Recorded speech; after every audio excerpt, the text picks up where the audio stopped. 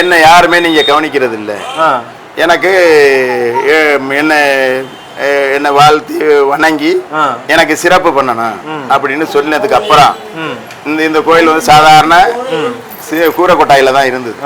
அதுக்குன்னு ஒரு இடத்த வாங்கி இந்த இடத்துல எனக்கு வேணும்னு சொல்லி எல்லாம் ஏற்பாடு பண்ணி கோயில் கட்டி கும்பாபிஷேகம் எல்லாம் பண்ணாங்க. பண்ணதுக்கு அப்புறம் அதுக்கப்புறம் இந்த எனக்கு கிடா வெட்டு பூஜை பண்ணி வருஷா வருஷம் எனக்கு சிறப்பு பண்ணணும்னு சொல்லி கேட்டதுனால எல்லாரும் மக்கள் எல்லாம் அவங்களுக்கு தகுந்த மாதிரி கிடாய்களை வாங்கி விரதம் இருந்து சாமிக்கு பூஜை பண்ணுவாங்க. கிடா வெட்டு பூஜையில ஏழை எளிய மக்களுக்கு எல்லாரும் சாப்பிட்ற வகையில விருந்து சாமிக்கு படைச்சிட்டு விருந்து படைக்கிறோம். அது அந்த சாமி மனம் குளிர் லெவலுக்கு பண்ணணும். எல்லாம் பண்ணி சாமி உத்தரவு கொடுக்கும், எனக்கு ரொம்ப சந்தோஷம், எனக்கு தேவையானது நான் கேட்டதெல்லாம் செஞ்சு தந்துட்டியே, உங்க வீட்டில் பிறந்த பொருள்களையும் இங்க உங்க நமக்கு யாருக்கு இதுக்கு பாத்தியதைப்பட்டவங்களோ அவங்க எல்லாரையும் சிறப்பாக நான் வச்சுக்கிடுவேன், நல்லது பண்ணுவேன் அப்படின்னு சொல்லி அதை வேண்டுதல் கேட்டுக்கிட்டதன் பேர்ல இதெல்லாம் நடக்குது. ஓகே, நன்றி. அந்த மதுரை வீரனே நேரடியா அவர் இப்போ இவங்க தான் மதுரை வீரன் ஆடக்கூடியவங்க. அவங்கள்ட்ட கேட்போம் என்ன மாதிரியான நினைவுகள் இருக்கும், அந்த சுவாமி வந்ததுக்கு அப்புறம் எப்படி இருக்கும் அப்படிங்கிறத அவங்கள்ட்ட கேட்போம். வணக்கம், உங்களுடைய நேம் என்ன? என் பேர் நிஷ்வந்தன். கொஞ்சம் சத்தமாக. ஓகே, இப்போ நீங்கள் சுவாமி ஆடுறீங்க இல்லையா, டைரெக்டாக நாங்கள் பார்த்தோம் அந்த நீங்கள் உங்களுக்கு சாமி வர்றது சச்சுருவமாக அப்படியே ஆடுறது எல்லாமே தெரியுது. பட் ஆனால் உங்களுக்கு அந்த டைமில் என்ன மாதிரியான உணர்வுகள் இருக்கும்? எனக்கு நம்மளுக்கே தெரியாதுல்ல இருந்தது. நம்ம சாமி கும்பிடுறோம், நம்ம வந்து சாமி கும்பிட்றது மட்டும்தான் நமக்கு தெரியும். அதுக்கப்புறம் என்ன நடக்குதுங்கிறது நமக்கு தெரியாது. உங்களுக்கு தெரியாது. முடிஞ்சதுக்கப்புறம் அடுத்தவங்க சொல்கிறத வச்சு தான் தெரியும் இது நடந்திருக்கு அப்படின்னு. ஆமாம், அதில் ஆக்ரோஷமாக வருது. அந்த பெயின், பாடி பெயின் அதெல்லாம் எதுவுமே எனக்கு தெரியாது. இது வரையும் எனக்கு எந்த ஒரு குலதெய்வம்னே எனக்கு தெரியாது.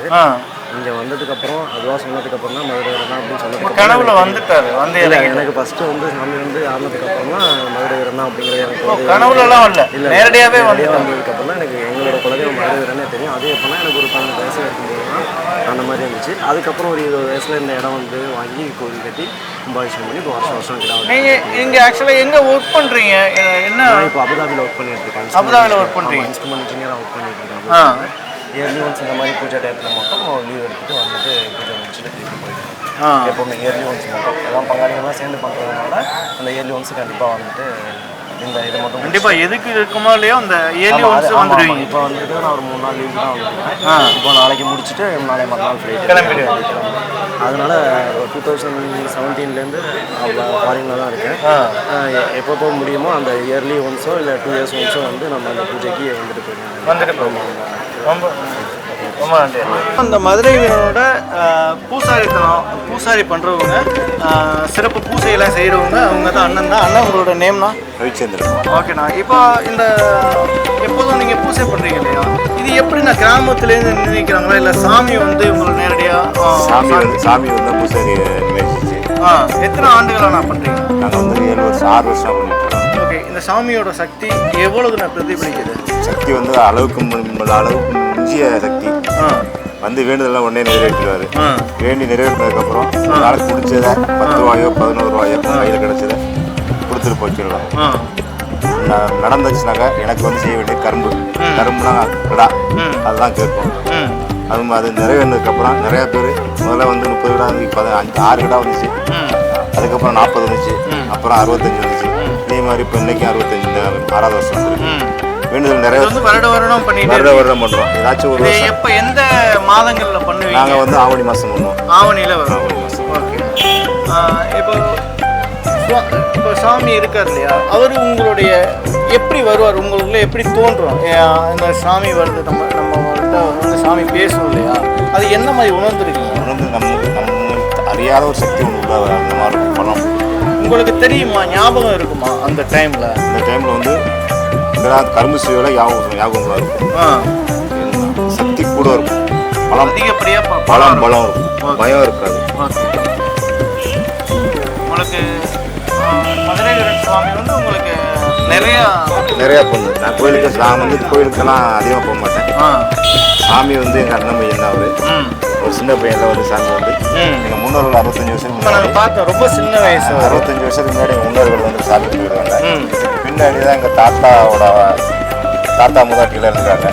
முன்னாடி எல்லாம் வந்து சேர்ந்து கிடா வெட்டி பூசை பண்ணிட்டாங்க. அவளுக்குள்ள மன வருத்தம் சண்டை வந்ததுங்க. அப்படியே பிரிஞ்சு ஆளாலும் தனித்தனியாக போயிட்டாங்க. சரி. போனதுக்கப்புறம் அப்படியே போட்டுட்டாங்க, யாருமே சாமி கும்பிடாம. அவங்க மரத்தடியில் வச்சு ஒரு கல்லை வச்சு கும்பிட்டு இருந்தாங்க. ஒரு நாள் சேர்ந்து மலையிலேயே வெயிலையும் கிடக்குறேன், இதை வந்து யாருமே பார்க்கல அப்படின்னு எங்கள் அண்ணன் பையன் தான் வந்து அவருக்கு வந்து வீட்டில் இருக்கையில் அருள் வந்து ஒரு கூட வச்சு பொங்கல் வச்சு உடனே எனக்கு பொண்ணு எங்கள் தாத்தா எங்கள் பெரியப்பார் வீட்டில் அங்கே வந்து சாமி கும்பிடுவோம் வச்சு மரத்தில் எல்லாரும் வந்து சின்ன குழந்தைகளுக்கு வந்து இப்போ ஒரு வருஷம் வந்து முடி இறக்கி வருவாங்க. அங்கே வந்து எல்லாரும் முடி இறக்கி சாமி கும்பிட்டு போவாங்க. கிடாவட்டு மிஷினில் இருக்காது, சும்மா வந்து வணக்கம் மாலை போட்டு சாமி கொடுத்தாங்க.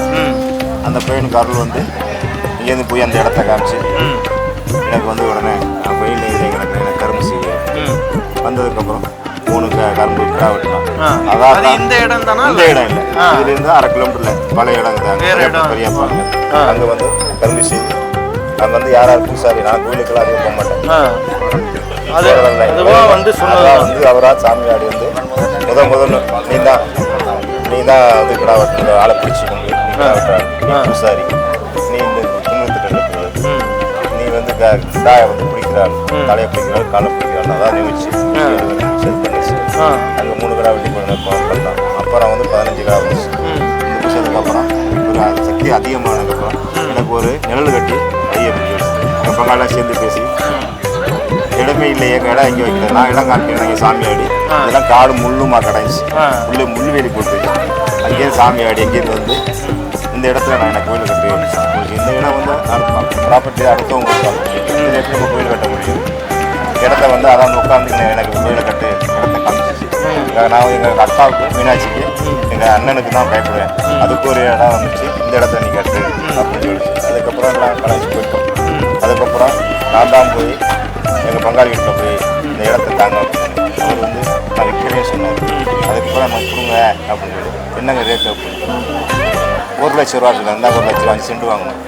5 சென்ட் பணத்தை கொடுத்துட்டு அதுக்கப்புறம் பணத்தை கொடுத்து வாங்கி எழுதி வாங்கிட்டு அதுக்கப்புறம் இதை கட்டுமானம் பண்ணிட்டு இந்த சாமி அங்கே ஆடி வரையில் எனக்கு செலவைக்கிறேன்னு சொல்லி நீ வச்சு சுதையில் வைக்கிறியா அப்படின்னா கல் சிலையில் வைக்கிறேன் நான் தான் சொன்னேன்.